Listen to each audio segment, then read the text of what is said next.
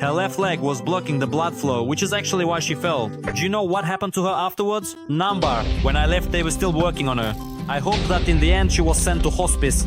It's just that with a tumor like that at 80 years old, there's no point in doing chemo, radiation or surgery. I work as a nurse in the gynecology department. Strangely enough, I rarely encounter anything truly horrific.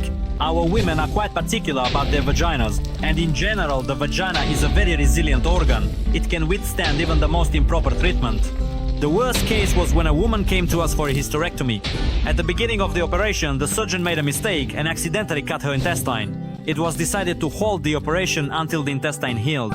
But things didn't go as planned, and it didn't heal. In short, soon the cut in the intestine fused with the post-operative wound on her abdomen, and the fistula formed through which feces would come out. And the wound through which feces are coming out is not so easy to heal, you know? As a result, the woman ended up staying in the hospital for 9 months, going through countless infections, wound ruptures, and complicated dressings that lasted for hours, and so on. At one point, her fecal wound was so large that 2 of my fists could easily fit inside it. In the end, she was given a permanent colostomia bag for feces and, according to the latest information, her uterus was never actually removed. Well, thanks to your stories, I'll never be embarrassed again about not shaving my legs or bikini area before going to the gynecologist. A couple of years ago, my buddy was an intern in gynecology. One time, a young female patient came in with 2 complaints. First, she couldn't get pregnant, and second, she had constant diarrhea. The gynecologist asked, "How often do you have anal sex?" She replied, "Always."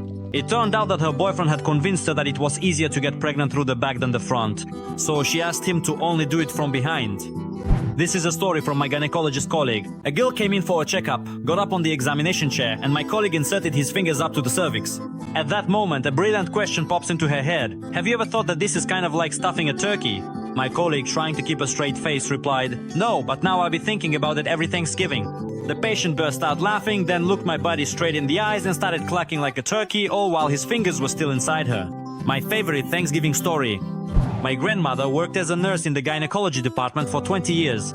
One time she stormed into the house, furious, and yelled, "If I ever have to look at another vagina in my life, I swear I'll kill someone," all while smashing every dish in the house. The next day, she quit her job.